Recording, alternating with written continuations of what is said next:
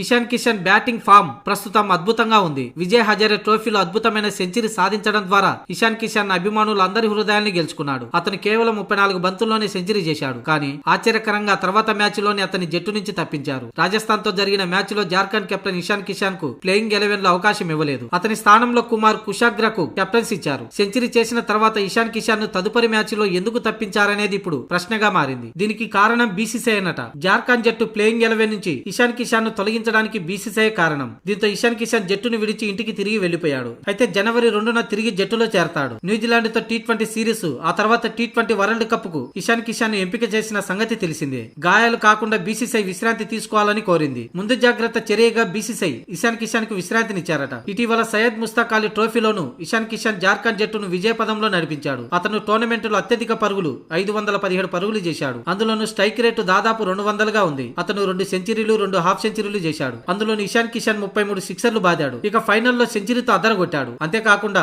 తన కెప్టెన్సీతో ట్రోఫీని అందుకునేలా చేశాడు. ఇక నిన్న విజయ్ హజారే ట్రోఫీలో కేవలం 39 బంతుల్లో 125 పరుగులు చేసి విధ్వంసం సృష్టించాడు. అందులో 14 సిక్సర్లు ఉండడం విశేషం. ఇషాన్ కిషన్ ఫామ్ అతనికి అలాగే టీమిండియాకు చాలా కీలకం. అందుకే అతనికి విశ్రాంతి ఇవ్వాలని బీసీసీఐ నిర్ణయం తీసుకుందట.